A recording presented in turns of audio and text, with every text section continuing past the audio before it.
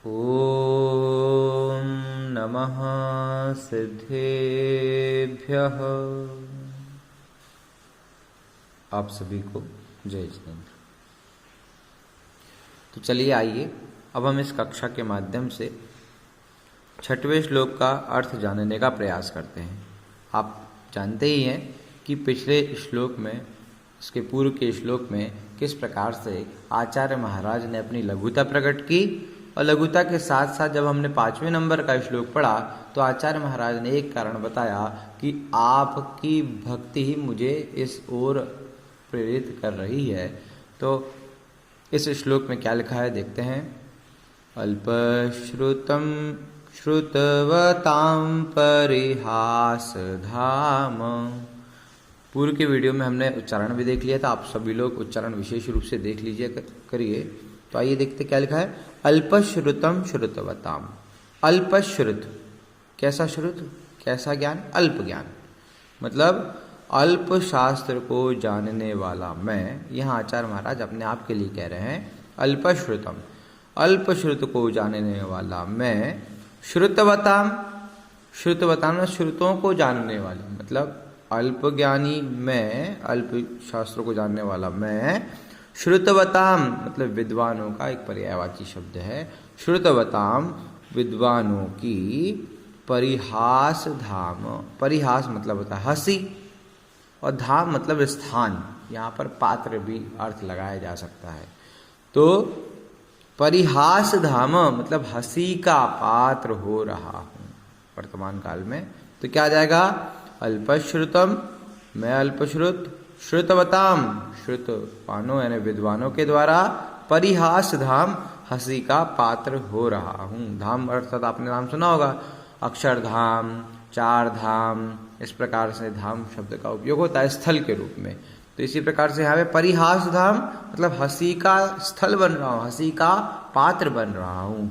किसके द्वारा, विद्वानों के द्वारा। कौन, अल्पश्रुत में। तो अर्थ क्या हुआ, अल्पश्रुत में विद्वानों के द्वारा परिहास धाम हंसी का पात्र बन रहा हूँ। स्थिति ऐसी है कि विद्वानों के द्वारा मैं हंसी का पात्र बन रहा हूँ। फिर क्या कहते हैं आचार्य महाराज दूसरी पंक्ति में, त्वद, त्वद यानी आपकी, भक्ति, भक्ति, एव, भक्ति ही विसर्ग को लग जाएगा और एव शब्द निकलेगा। आपकी भक्ति एवं ही, आपकी भक्ति ही मुखरी, मुखरी का अर्थ होता है प्रेरित करना, फोर्स करना। तो मुखरी, मुखरी मतलब प्रेरित, कुरुत यानी कर रही है।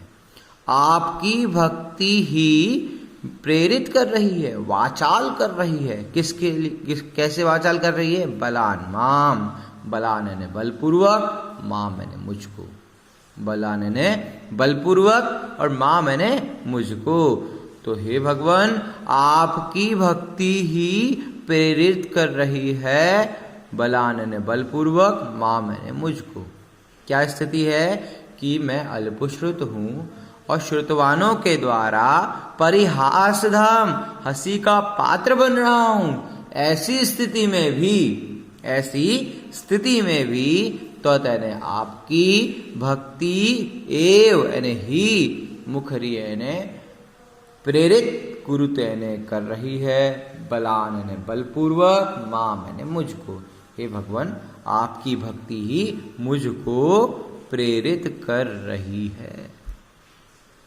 किसके लिए प्रेरित कर रही है, आपकी स्तुति करने के लिए। पहले वर्णन आ रहा था, पिछले वाले श्लोक में ही वर्णन आया था, फिर भी कर्तुम स्तवम, फिर भी मैं स्तुति करने के लिए तत्पर हूँ। तो यही वहाँ पर वही भाव चल रहा है कि मैं अल्पश्रुत होता हुआ भी श्रुतवानों के द्वारा हंसी का पात्र बन रहा हूँ, फिर भी आपकी ही भक्ति मुझे प्रेरित कर रही है, बलान यानी बलपूर्वक, मां मैंने मुझको।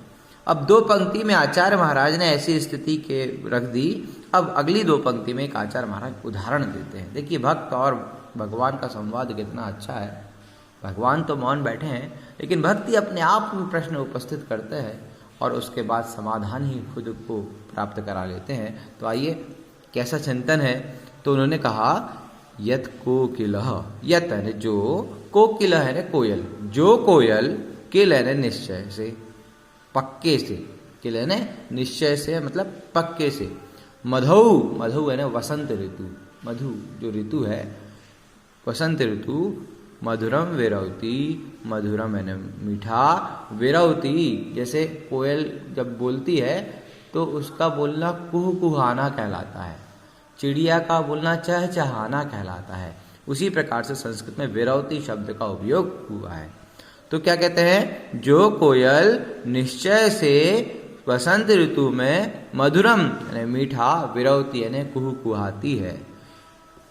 कोयल कहीं और कभी और नहीं बोलेगी, लेकिन जब वसंत ऋतु आएगी तो निश्चय से कुहू कुहाएगी। तो क्यों कुहू कुहाती है, ये वसंत ऋतु में ही क्यों कुहू कुहाती है? तो उन्होंने उदाहरण दिया, तच्चाम्र, तच्च मतलब उसमें, किसमें, कोयल के कुहू कुहाने में, तच्च आम्र चारु कलिका, आम्र मतलब आम की, चारु, चारु यानी सुंदर, कलिका, कलिका का अर्थ होता है जैसे वो बौर होती है, आपने देखा होगा जब आम आने को है तो उससे पहले पेड़ों पर बौर आती है, तो वो बौर ही कलिका, निकर, निकर का अर्थ होता है समुदाय, उन बौर का समुदाय, एव ही एक, एक मतलब एकमात्र हेतु है। उन कोयल को कुहकुहाने के लिए, उन कोयल को वसंत ऋतु में कुहकुहाने के लिए, उन कोयल को वसंत ऋतु में मीठा कुहकुहाने के लिए, तत्च उसमें आम्र चारु कलिका, आम की सुंदर कलिका, निकर है कलिकाओं का, निकर मतलब समूह, एक हेतु है, एकमात्र हेतु है।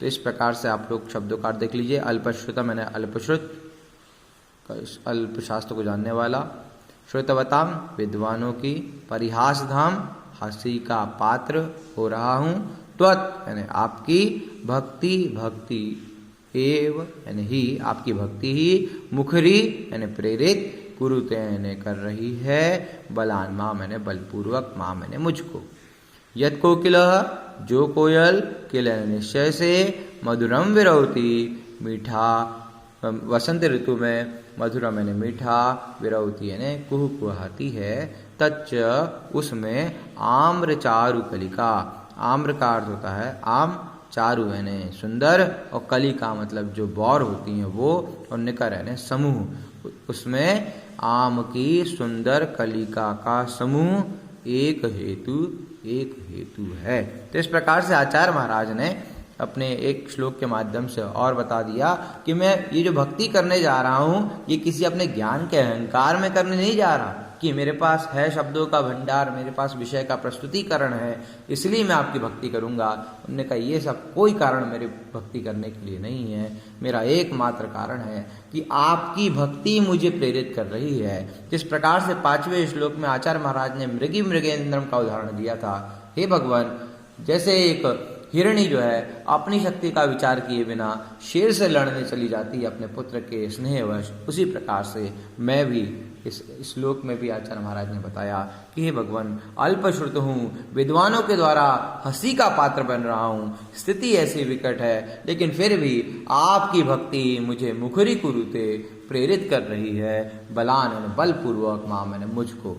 जैसे स्थिति वैसी ही है जैसे कोयल वसंत ऋतु में मीठा कुहकुहाती है, उसके पीछे कारण एकमात्र कौन सा कारण है, तच्चाम्र चारु कलिका, उसमें जो आम की सुंदर मंजरी है, सुंदर जो कलिका है, सुंदर जो बौर है, वही एकमात्र कारण है।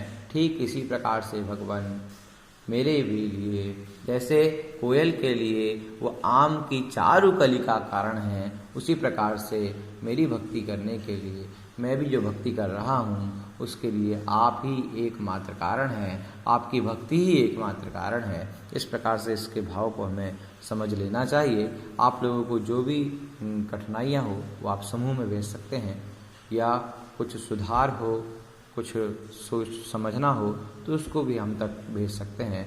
अगले श्लोक में अगले श्लोकों का अर्थ, अगले श्लोकों का उच्चारण हम अगली कक्षाओं में देखेंगे। तब तक के लिए जय जिनेंद्र।